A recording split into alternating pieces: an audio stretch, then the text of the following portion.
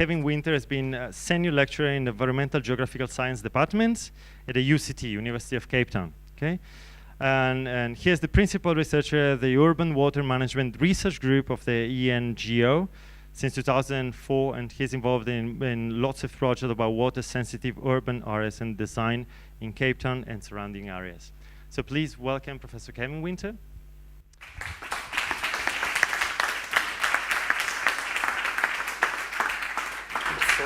It's already your Fantastic. Thank you very much.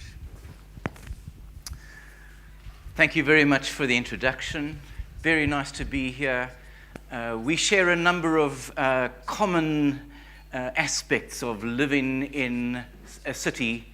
I don't think my city is anywhere near as beautiful as yours. I've enjoyed just a couple of moments to walk around your city. It is really wonderful to be here. We share a couple of things, though, in that I live in a city in a Mediterranean climate, and so do you. We live in a city that's using the same amount of water currently as you do, roughly, and Lorenzo has just introduced you to about the 450 million liters of water that your entire city and the metropolitan area are using. So we share some commonalities there. And we also share, finally, this risk of climate change and weather variability, which makes our city, 4.5 million people, at great risk. And so I want to talk today about how we dealt with avoiding day zero. There's a bit of luck, there's a bit of science, and there's, thirdly, a government, a local authority that suddenly sprang into action. I think a little too late, but they got it together in the end. And so this might be a very important conversation this evening, because it might help us to initiate an early intervention to avoid day zero. And so I want to congratulate both the organizers, the BBVA for the initiative that you've taken in supporting this program, and the municipalities and other private organizations that have been responsible for the series and bringing some very important talks together. Yes, it's about the city, rethinking, replanning, and reacting, but also I think we've got to acknowledge what we have in the city, both in Cape Town and in Barcelona, and helping to make progress in that. It's a transition, not a sudden reaction that creates revolutions that you can't easily control. Do you see where I'm going to with this? It's progress that we need to be looking at. Sustainability is a goal, and we need to keep that in place in our minds. Resilience is an important goal, and we need to look at how we measure that resilience. But be careful, as we say in English, that you don't throw the baby out with the bath water, that you don't always call for new plans and policy. You get to grips with and understanding what your policy and plans are, and you make progress from there. So be careful not to overreact. I constantly in Cape Town are listening to people saying, well, we've got to start again. We've got to revolutionize this and be more radical in what we're doing. And while there might be some truth in that, I think we also need to be careful about overreacting sometimes as well, and look at what we've got. Let's manage the water that we have, rather than trying to go into looking for new sources of water. And you'll see that in one of the ways in which I believe we've escaped two things in the city of Cape Town. One is day zero, and the other is what I believe would have been a catastrophe if we had invested in a crisis and found ourselves now in debt, and in a country that cannot afford to be in debt. That would have been another long-term crisis for us. So those two quick messages up front. So what can we learn about day zero? Now, first of all, and I'll give you a moment for those who are listening on the channel at this stage, how many people have visited Cape Town? I know you have. Put up your hands if you visited Cape Town. 1, 2, 3, 4, 5. Thank you. So most of you haven't been to see it, and I'll just give you a bit of introduction on the Cape Town story. We marketed day zero very well, didn't we? Because the whole world got to understand a new concept. And now there are plenty cities around the world saying, when is our day zero? And day zero for us was not going to be a day of no water at all. It was going to be a day in which 75% of the taps around the city were going to be closed off. And we then were going to be lining up for water. And I'll try and show you a little video clip if it comes up just now on that. We would stand in a place of distribution, of water distribution. There were 200 of these proposed around the city. And every one of us would go with our 25-liter container, a big bucket, stand in line, and we would collect our water for the day. That's what day zero would mean for us. And when we looked at the plans, we said, that's unworkable. In fact, that's a catastrophe, and we have to avoid that catastrophe. And I will talk a little bit about how we avoided the absolute failure. And cities of the size of 4.5 million, Barcelona included, cannot afford to fail and be without water. And that's why this is a very important conversation today, because it might mean that somewhere in all of this, in our discussions, some of you will start to take this forward and will put pressure both on the municipality and on national government and on the private sector, and most of all in citizen behavior, to avoid if you even start to get close to it. So it's an important conversation today. What can we learn? Well, that's probably iconic. Whether you've been to Cape Town or not, that background picture there of Table Mountain is something that everyone wants to at least acknowledges we're seen before. Let's see if I can get this video clip to quickly play in the background here. What the city of Cape Town did was to, as far as possible, create a media frenzy, one in which we tried to put as much Cape Town energy. is currently facing its worst drought ever. The city would like to thank each and every resident who has been reusing grey water, Yeah, it's on YouTube, only yeah. flushing when they really It's need just in the to, background. taking stop-start showers, Okay. and doing It's everything there, they so we can do it up to here. save the water we have There we left. go. Thank you, and I'll do But that. not enough And just pick up the sound again. It's essential that everyone joins up. Cape Town is currently facing its worst drought ever. Sorry, I should have The warned you. city would like to thank each and every resident It came up who's quite been loud just reusing now. grey water, only flushing so- when they really I need think to, that we have to go taking on. stop-start That's okay. showers, and doing everything they can. Sorry. And let's just see if I can do this quickly here. No. It's 100%, yeah. Okay. The presentation Okay. is still on. Yeah. Okay, yeah. So we have been building a desalination plant. We have been doing lots of budget cuts to try and deal with the crisis. We've tried to reduce the amount of water that individuals were using, and we've also tried to get into the groundwater as well. And so let me just cut the screen here because I can't get to it. Let's go back to where I was here, and I'll proceed from here. That's fine.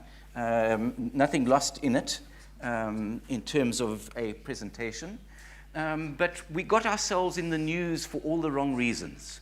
You don't want a city to hit headlines as we did. You don't want a city that's reliant on tourism to find itself challenged in this way. And tourists who were booking tickets for coming to Cape Town in September of 2017 suddenly decided this is going to be a grand stay away. We're not going to come.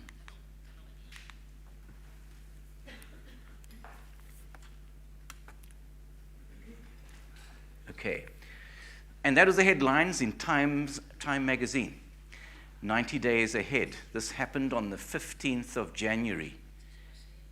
And on the 18th of January, the mayor, who became a very powerful voice in persuading the Cape Townians, the citizens, to reduce their water demand, said that on the 18th of January, we are moving from day possible to day probable. And the citizens panicked. And by the end of that weekend, there was barely a supermarket store with any water on its shelves. People reacted in a way we never anticipated, with fear and panic. And just to try and help you, there's only a complicated diagram I'm going to give you this evening, so relax. But let me just see if I can show you take you through the diagram. This is rainfall beginning in 1920 here. And it shows that in 1920 we had roughly 600 millimeters of rainfall in the catchment areas in 1920. We then had some quite decent rainfall through the years, and we got an interval of drought here in the 1970s, roughly 3 or 4 years of drought, 1969 to 1974.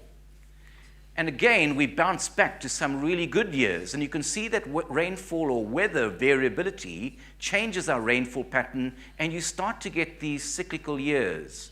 And we used to speak of every 7 years being a good rainfall period, and then down into a trough of lower rainfall. Look at the pattern. It seems to be ironic. Bad year, good year. Bad year, or years, good years.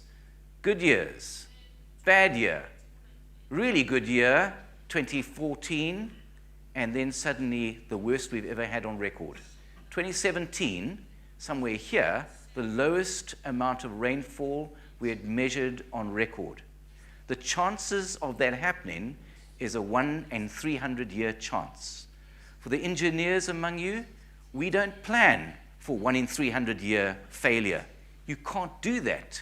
That's too expensive. So that's where we're at. And we've had 4 years of well below average rainfall. There's our average of 711 in the region. And there is our period of pain, and where we had 60% less average rainfall in 2017. That's a catastrophe. And the first, if you're asking me today, what's the real cause for day zero? It's the lack of rainfall. So the first answer to why we found ourselves in this very difficult position. So 5 things I want to share with you today about how we managed to move our way out of this drought and what comes now, what comes next. And those are the lessons that might be useful for our discussion following. First of all, you need to manage your water demand. You need to know what that water demand is, and you need to start managing it. In other words, know your numbers. Know what is being demanded of the system. Know what individuals and different sectors, agriculture, industry, business, are using, and start to get a better control. That might sound obvious to you, and I don't know what you do in Barcelona, but there are many countries and cities that do not meter their water at all. They pay a fixed cost. I do know that Barcelona measures your water in your individual households, and you also have a fixed cost. But for many other countries, they pay a flat rate and do not have proper control and know what individuals are using. Cape Town is a metered city. It's metered through an analog system. And let me just try and quickly explain that. We have 2,000 people who are involved in going to a neighborhood of some 1 million households every month, checking their meter. You can imagine how difficult that is. And so old systems, analog systems, reading a dial is really difficult. And we need to move into, obviously, the digital age. And there are many cities around the world, Australians in particular, Melbourne City at the moment, who are starting to invest in electronic metering of all of their systems so that they can be controlled, and you can at any one moment know what the value of the amount of water that's been used at any one point. So managing that is really important. Here's the story, a slightly simpler graph, and this one here shows us what happened in the Cape Town story. On the left-hand side shows the amount of liters of water that the city was using in a day. In 2014, we were using roughly, at that point, 1.2 billion liters of water. Barcelona, 450 million liters of water. We were way over the top. And there will be some conversations, I'm sure, in questions. How did you do that? Why were you abusing water to such an extent? And what we've done from 2014 in November right down to where we are, day 0, and water restrictions, brought it right down to about 480 was the best we ever got, 480 million liters per day. And this line here is our target. We should be at 450 million liters. We've never, ever got close to that. We're around about 500, and we're watching that very carefully. Just as in the introduction, we were seeing how Barcelona has moved from 2009, roughly 130 liters per person, right down to 100, and you've stayed there. That's remarkable. And we want to learn lessons from Barcelona as to how you're doing it, because we're worried that that is going to start to move up again. And how can we keep behavior and use of water to a level which remains roughly 500 million liters per day? So that's what we've done. And what's remarkable is the speed with which they brought it down. And so when we look at the success of Cape Town, that's the one thing that people recognize. How did you do that? And so a little bit about how we did that, coming up right now. Here's one. This is a street map. And for those who, well, let me explain it first of all. That's where I live. And there's the marker. And that's the earth, the plot number. This is the street that I live in, Cape Town. And these are my neighbors. I've got a green dot, and I'm quite proud of that green dot, because it means that my household of 4 has managed to stay for that month under 6,000 liters per person. It means that my family members have been using less than 50 liters of water per person per day. That's the gold star, in our case, the green button. I can go onto that map on the website every week, and I can check to see what I've done. And if I'm really nosy, I can go and look at what my neighbors are doing as well. But it became not one of blame, but one of saying, it's very nice that I've got a green, dark green. The lighter green is 10,500 liters per day. And now the question is, how could you do that? How could you invade an individual's privacy by displaying that on the map? And so when I speak to American audience, they say, oh, you couldn't do that. You would find yourself in a civil court. There'd be litigation cases against you. How dare you? But they got past it. And they did it for one reason, which cushioned it, made it easier, is that every now and again you'll see a white dot or a white mark. And that usually means we couldn't read your meter. We couldn't get access to your property. Or it was well beyond 10,000 liters, and we're not going to show you a black star or a black dot to show that you really were bad. In other words, it was no blame game. And there was some doubt as to what had actually happened that month. So I couldn't go over to my neighbor and say, I saw on your map you had a white dot, and you're pretty naughty. Can you actually bring yourself in line with what we're all trying to do as a collective? Okay, so there's the story. Another way of nudging people to try to get below that 50 liters per person per day. You're at 100, and you're living reasonably comfortably, I would imagine. At 50 liters, we found ourselves relatively comfortable in meeting that particular target as well. So it is amazing that as you shift these targets, it's incredible how people adapt. And we didn't have any major health outbreaks. We didn't have any health scares of any sorts. So it's interesting what we are capable of handling. And not that I'm advocating that you get to 50 liters. I think that the norm is shifting in countries, Mediterranean countries in particular, that maybe we're going to get closer to 100. Maybe you spot on, I don't know. So that was one of the things that had happened in the communication. Then this other comment, point number 2. So there's number 1, managing the demand, and I'm just doing a little bit of an overview of what we did to give you some ideas that were quite novel. The rest is probably obvious, we know that. We know what could be done. But it's some of these little novel ideas that became interesting, that others around the world said, we've never tried that. That may be useful to try. Then you don't manage what you don't measure. Very useful. Increasingly, we've gone from water demand management to managing that water, second point, to managing that water better, to measuring that water better. And that was a big catch-up call for the city of Cape Town to start managing and monitoring better. So one of the things that they did was to put in into these household meters what's called a water management device, a WMD. And it was anyone who exceeded constantly 10,500 liters per month, in other words, more than 50 liters per person per day, was forced to accept a WMD.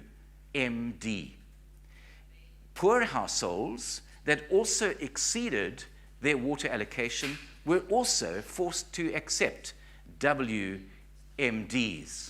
And they became called weapons of mass destruction because people really found that they struggled with the restriction. You were restricted to 350 liters of water in your household per day. If you exceeded that, then you could be without water until the next 24 hours clocked up. So very difficult. And so people who were poor often live in households with more than 4 people. And there was no system to enable them to increase the allocation. And so it left them constantly without water, and hence they call them weapons of mass destruction, because being without water at a certain time of the day simply created a nasty, unpleasant environment for them. Third point, and I'll spend a little more time on this because I think this is interesting. Because what's happened is that we've, in a sense, saved the city through water demand management and through behavioral adjustment. And of course, a lot of luck, which I'll come to just now, it rained.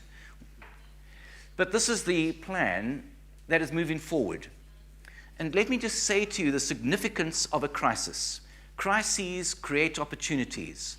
And you need to make sure that in a crisis, you begin to contribute as much as you can from there. And myself as an academic, I became strongly involved with the city's Resilient Committee. We've met for the last 18 months. We've met every month, and we've talked about how we are managing and assisting to manage the water situation. So I became deeply embedded in the process. And one of the things that I've been involved with for a number of years, as Lorenzo introduced me, was in how do we build a water-sensitive city? I could not have had this discussion with the city 2 years ago. We weren't even talking about water-sensitive cities. And so now the whole crisis has caused a change in that conversation. And we're now steering that city. The city's got a vision, and in that vision is to build a water-sensitive city. So let me explain and give you some examples of what that water-sensitive is, because it doesn't really seem like it's easy to define. You need to see examples of it, and I'll just give you some examples of it from elsewhere. But before we get into it, let me say why we need to get into a water-sensitive city. And this is Table Mountain in the background here. This is Table Bay. And this is the growing sprawl, the expansion of the city of Cape Town going into new areas on the periphery, on the edge of the city. That's not a view of a sustainable city, of a city that should be becoming more efficient with its water, with its energy, with its waste. You don't easily manage a scale of city that simply expands. We have 11,000 kilometers of pipelines, of water pipeline alone. I can fly from here to Barcelona, and that's the sort of extent and more of our pipelines. That's in the city alone. It is huge. Sewerage is about 8,000 kilometers, so covering largely the distance across Africa. So it's not making sense to continue to expand. And what's that expansion look like? It's single households that have large gardens around them and long distances from the places where people work. It's inefficiency. We're growing too fast, we're spreading too far. But what if we start thinking about the area that the city is in differently? What if we start to use the idea, and you can't see it on the board because it's just cut off on the screen there, but can cities become the catchment? We mostly take our water from elsewhere, don't we? It comes from dams, in the case of Cape Town. 98% of our water comes from dams that are situated outside the metropolitan boundaries. We import in the water, essentially, from great distances to get them to the city. And yet, we're actually sitting on a dam ourselves. This entire area here is a sandy aquifer, and it is our underground dam. And so we've never begun to really explore that underground dam and the water that it holds underneath that dam. Can cities become catchments, both in terms of capturing water in storage tanks and also allowing that water to go underground? 3 times as much water falls on the city of Cape Town as what we actually need. And it's a no-brainer, is it? Let's see if we can then try to capture that water. So how do we make cities more livable? And here's an example of a model of cities that are taking water much more seriously in their planning, of showcasing water, of helping people to connect with water. And in Singapore, they have this very nice motto, a logo that goes with it, that tries to sensitize people in engaging with water, in relating better to water. It says, as most cities have got, conserve water. It says value water. Most cities have got that. But the third one is really important, I think, too. It says enjoy water. So the logo is water to conserve, value, and enjoy. And the enjoy part helps us to make cities that are much more livable. And I'm sure there'll be a conversation just now about, say, the role that swimming pools play in our daily lives in a city, in warm cities in a Mediterranean climate. And Cape Town is in a similar situation to that. But the point about this is, for planners here, how do we bring water into a city and showcase that water? And rather than always working with water as something which is high risk, is something we've got to be always conserve, and very little around the word enjoyment. So here's Singapore, which is probably the water hub of the world. If you really want to know about water planning, go along to what Singapore has done in the last 30 to 40 years. Remarkable, and I would describe them as the water hub of the world. So here's one instance. This is a canalized river that many cities have because our planning is structured around getting rid of water. That's what the engineers did to us in the 1960s and said, let's get rid of the water to reduce the flood risk to cities. All well and good. But we suddenly realized that as cities become drier and drier, we should be keeping the water within the city. We should be slowing the flow. We should be cleaning the water within the city itself rather than discarding it and sending it out to sea. And so what the Singaporeans have done here is take this canal and opened it up, literally blown the canal out the water, moved houses off the edges of these canals, and created high-rise compact buildings alongside. Compact cities are going to save the planet. Compact cities could ultimately save the planet because of the efficiencies that creates with the economies of scale, with transport, with resource access, and so on. And cities are expanding rapidly. In Africa and in South Africa, it's a wave of people moving into the cities in order to try to find a way to get out of poverty, a way to actually address their fundamental needs. There's another example of Singapore. Wonderful park-like structure, cooling down the city, and then these high-rise departments alongside. And of course, not everyone, particularly Africans, don't want to live in departments like that. They want their own space, their own yard. And so we have an enormous amount of mindset changes that need to take place to be able to bring about that change. But think about it, and it may be provocative to you, that cities will save the planet. Cities will save the planet. Here's an example of a city that some of you, I'm sure, would have been to. Anyone recognize the city?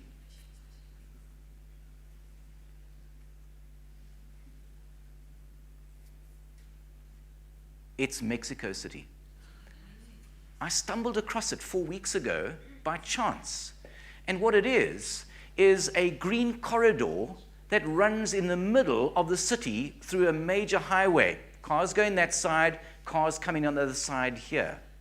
And what they're doing is they are taking stormwater, grey water, and sewage water and treating it in the middle of the city with bioreactors and using nature-based processes to clean that water as it comes all the way back. And these plants are growing on water which has been treated by nature-based processes. In other words, without adding chemicals to that water to treat it, and using that water productively to grow plants and to cool down the center of the city, to create green infrastructure.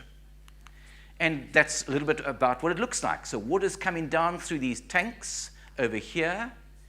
Reeds are doing some of the job in picking up some of the phosphate.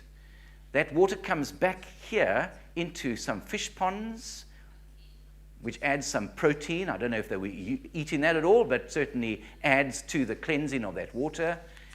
1 kilometer away from that is what they're doing on the edges of the pathway.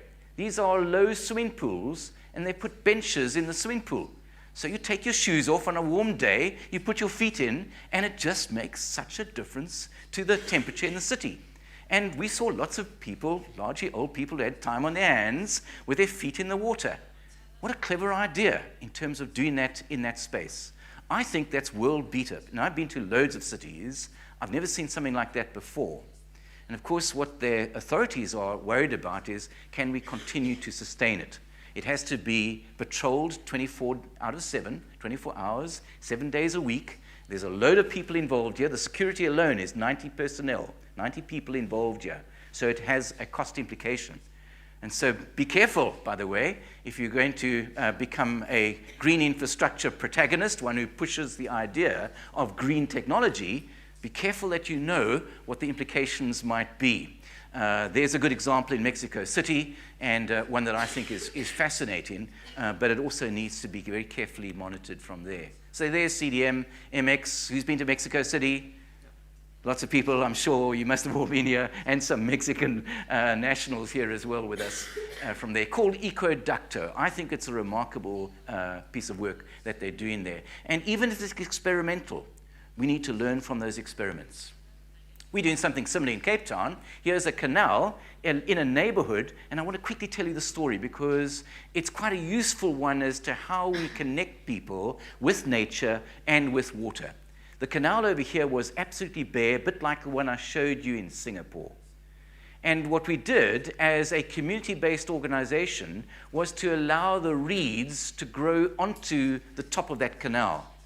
And in doing that, it collected sand and other stones and rocks around it. It created an ecosystem. And within 4 years, we started seeing animals we've never seen before. We saw indigenous fish coming into this canal. We saw frogs. We saw otters, freshwater otters, swimming in the stream. And you know what? It woke people up to nature in their city. And you know what further happened is that Cape Town, being a very unequal city, with homeless people living alongside a river because that's where they get access to water. They often use their own, the river as their toilet, their ablutions, and they're often quite heavily involved in drinking and are alcoholics, some of them. And so the neighborhood attracted, the river, the changes in the river attracted attention. The neighborhood then got some money and built a path alongside the river. The neighbors then started to grow plants along the side of the river and to soften the edges of the canal. And then they went further to build a garden here, a vegetable garden, so that the homeless could get vegetables from the garden. And then they got interested in who the homeless were. And they then started talking about what are the names of these homeless people? Why are they there? Could we help them? And could the homeless become part of helping us to manage this river? And so it's interesting that ecology started an interesting chain of events, which led from ecological improvement, a diversity of animals and birds that came into this area, to a point at which people became interested and related to each other. And now there's a group of that neighborhood who every Thursday evening meet with the homeless people over dinner and talk to them about how their week has been. Isn't it interesting that humanity can be drawn into nature-based processes? And we often underestimate the power of nature to change people's behavior and interest in each other. And I don't know whether it'll work for you here, but for us, that becomes so much more powerful than many of the behavioral education programs that we've tried to institute. And then this is a plug for the academics, researchers, students amongst us. And it's a message to the private sector here and also to the municipalities. Value what researchers can do. Embrace and bring researchers into the cities, the municipalities program. That's really important. And the project that I'm showing you in the background is one of a mega scale that we're doing in Cape Town in a little village or town, or near a town called Franschhoek. And what we're doing is turning an old abandoned wastewater treatment works into a recovery center. Isn't it interesting that in the past we've talked about wastewater treatment plants and we've emphasized the word waste. And now we talk about it differently, as a recovery. What resources can we recover that we previously have been discarding? So what about phosphate, for instance? Water that comes into and through a center like this, heavily laced, lots of concentrations of phosphate. And phosphate, like peak oil, has reached its peak point. We're going to need more phosphate in the years going forward. So can we find this contaminated water, usually runoff from an urban surfaces and also from agriculture, and begin to extract that? And there's lots of other extractions taking place. But the point about the slide is look at what researchers are doing. And if you're a city official here today, find out what researchers are doing in the local universities, talk to them, and ask them to deal with some of the data that you've got lying around your offices, because maybe they can be very efficient at analyzing that data for you.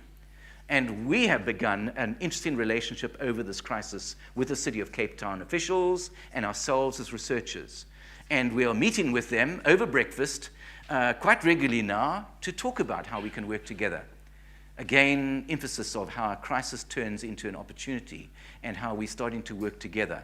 And I think we can, the message is, of course, do this earlier. Don't wait for a crisis. We shouldn't be waiting for a crisis. We should be trying to find better ways to work together. Fourth point, and then go very quickly through this one here. I believe that cities have to lead, that municipalities shouldn't necessarily wait for national governments who are slow to react. Cities have to take the lead. You can't do it all on your own, obviously, as cities. You have a national framework and you have legislation to follow. But you can take the lead. And if you take the lead, government tends to follow, particularly if you start doing things that cause the rest of the world to wake up and say, you're doing something really special there. And so in the city of Cape Town, I think what's happened over the last 2 years is that we've built increasingly competencies, institutional, as in municipal competencies around water management that we've never had before. Secondly, that we've built a technical competency through interactions with the university, through officials interacting with other private technologists, engineers, managers, and scientists. And it's just a photograph to illustrate a little bit how much interest the Cape Town Water was able to attract. These are some technicians, engineers who've been in the city of Cape Town, Peter Flower, for decades, a wealth of knowledge, and you need those people of stability in a crisis to keep their heads together and focused on what you're trying to do.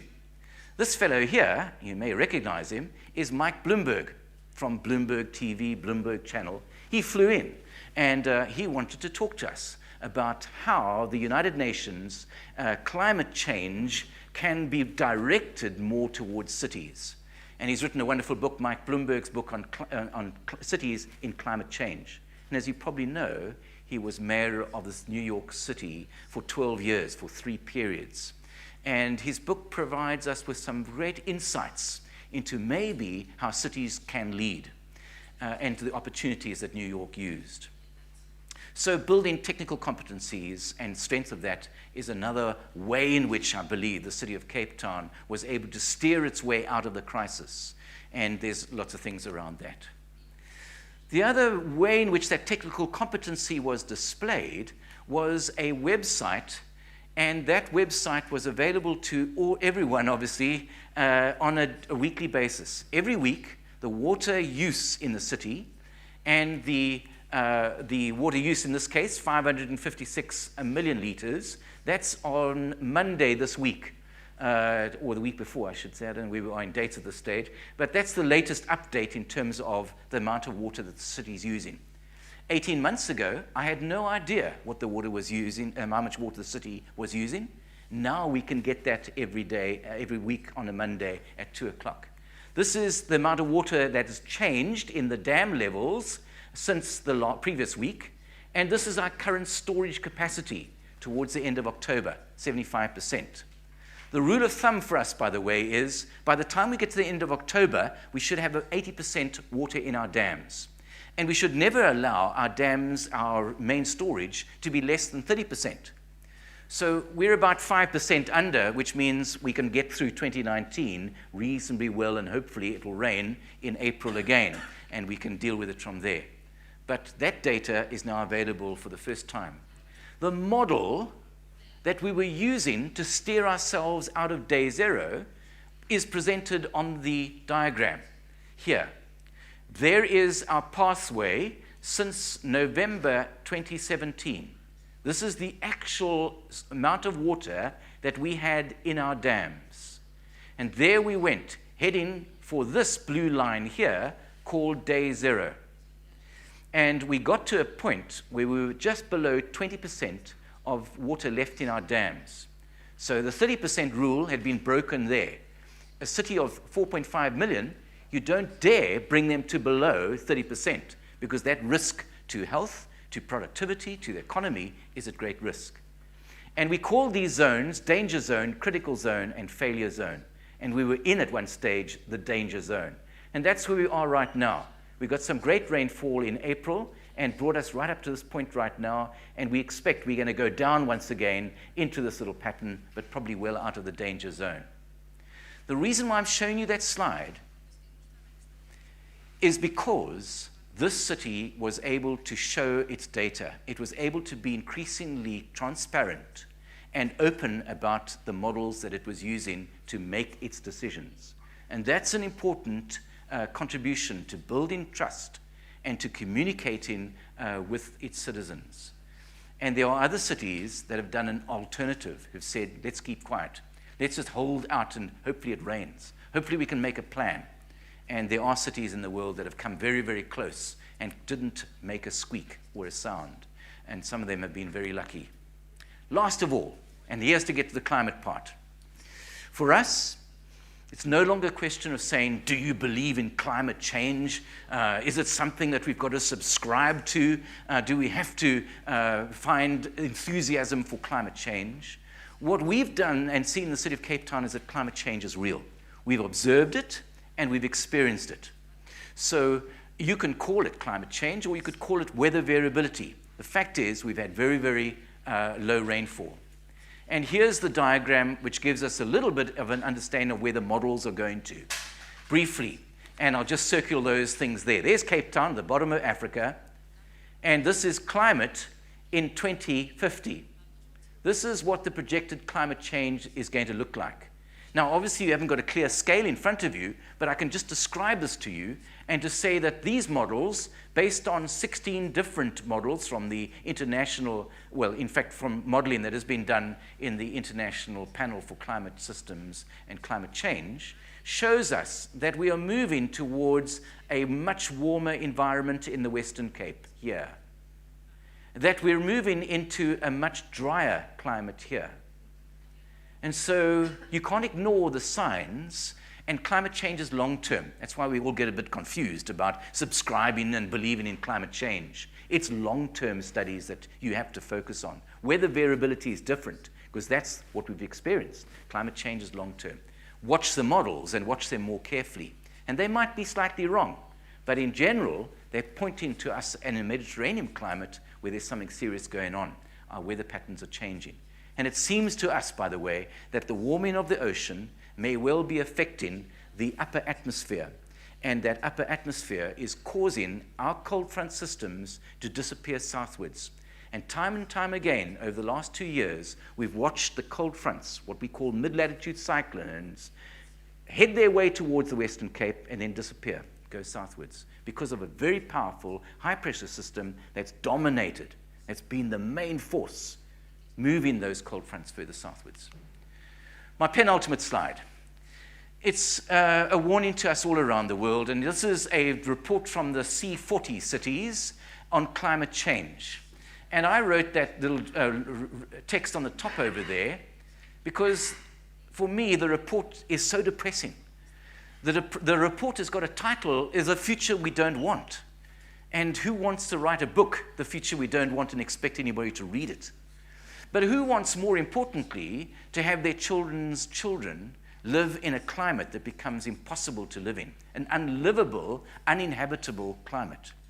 And the statistics, and you don't need to read these at all, but they are loaded with warning signs of what might happen when we are getting to that 2050 over here, where 1.6 billion people will be exposed to extreme temperatures around the world in cities. That more than 800 million people in 570 cities will be vulnerable to coastal seawater rise. Our cities could look very different if we start to overshoot that 1.5 degrees Celsius rise. They will look incredibly different if we get even close to 5 degrees Celsius. We will not see, from what we can imagine at this stage, a planet which still has glaciers on it, that still has a North Sea, an Arctic and an Antarctic ice pack. They will have disappeared at 5 degrees Celsius. We will have transported ourselves over the tipping point. And tipping points are serious because they set off a number of other systems that begin to collapse with them. So coastlines, for instance, will look very different well, I can't tell you when it's going to occur, but if we start to get to 5 degrees Celsius increase. And most of all, at the bottom over here, 650 million people run the risk of declining water quality. I've talked mostly about water supply today, but I have to say I'm much more worried in my own country about water quality than I am about water supply and quality, because I think that's where the real challenges do lie as well, because there's many things we're finding in our water, new emerging chemicals, drugs, pharmaceuticals, that could potentially be far more serious. And so there's where the big challenge is in water quality. So in conclusion, a city without water is a failure. Let's recognize that. We need to adapt much faster to climate change and to what we're doing to our own cities that are encouraging the warming of the city, and to considering how much of methane and carbon is coming off our cities and being released into the atmosphere. We need to invest much more, first of all, in water demand management as a priority. Bring that under control. I think what it sounds like, Barcelona has done this really well and has managed to keep that level of water per person down to at least a stable value. We need to invest much better in water reuse than looking for new supplies. And I said in the very beginning, I'm grateful that we escaped two things in the city of Cape Town. We dodged day zero, and we dodged a long-term debt caused by investing in a crisis. When you invest in a crisis, you create new crises long-term. And so, last point, avoid investing in a crisis. Plan earlier. Watch the signs earlier. And if you see, like we saw and should have reacted earlier, 2 consecutive years of well below average rainfall, the bells should have rung loud and clear. And the machinery to bring about a change should have happened at that point. And we waited another 18 months before things really started to change. We can't take those risks any longer with a climate change that's coming at us much faster than we think. And it's a rapid process. Thank you very much indeed for your listening, your attention. Appreciate it.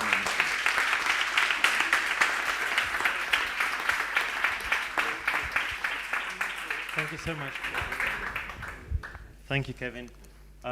Before giving the ground for questions, what I would like, if you allow me, it's just sharing with the audience, not my point of view, my remark, but sharing with you what we actually have been both discussing yesterday. Yesterday we have a long session with our students at the master degree, and there are a few points that I would like to share with you about how we perceive and how we leverage on the crisis, and how we face them, and how we frame the solutions. And this is also a point for highlighting the similarities and warning messages comparing Barcelona and Cape Town. So when in Barcelona we face a drought, during the very drought, we react to the emergency by, among other things, as Cape Town, reducing the water consumption, and during the emergency we just built the European bigger desalination plant, right? And we now have it near here, the city. And so this was our decision taken during the emergency, right? And this is something that I would like to highlight, because now we are 10 years after the emergency, and we have now this source of resiliency, okay? We have that infrastructure as a buffer. We feel more secure because in case of another emergency, we can use them, okay? And the reflection I would like to share with you is that there are different perspectives about how we react to crisis in relationship to the decision-making process and the social implication of that. So there is a concept which we've been discussing yesterday, which is lockings. Locking means when you're locked, okay, because of a decision taken to follow a determined development path, okay, because you take a decision and you have to follow that decision, and that decision has usually long-term implications. So you're stuck, let's say, okay, this is a locking. So the reason I would like to share with you is that from one side, we've been discussing that crisis and emergencies is always good opportunity, okay? It's not always bad. It's not always to be advertising like we are in a huge crisis and then has these negative messages, but try to capitalize that crisis. And there is a moment in which you need to take a hard decision, which is take decision during the emergency, or just try to escape the emergency phase and then rethink and replan the future development of the city, a new way of thinking about how to get rid of that problem in future. And both in Cape Town and Barcelona, we have this desalt issue, the desalt plan. So in Cape Town, during the emergency, they just start to brainstorm about a variety of solutions, right? Among which, correct me if I'm wrong, no, 10 or more desalination plants, and try to get the future we want through desalt, and hypotheses about how to do that in order to ensure that you could have enough water, because we can literally create new water, right? Like we did. And so in the very title of this conference, we put this this scary word about water worse, but it's also the linkage with the energy control, right? So sometimes when you react during the emergency, this feeling of panicking and needed to be taking safety seriously and go for desalt, for instance, like Barcelona, then implies something that I just defined, like a locking. When you build a desalt plant or some very big infrastructure, then you have to really know what is it about for you, for your future development. And so you have to know that building that desalts imply a very high energy cost. So each cubic meter of that kind of water is extremely costly respect to other kind of solutions, reusing water, like Kevin was showing you, alternative recycling water, dividing water, splitting water.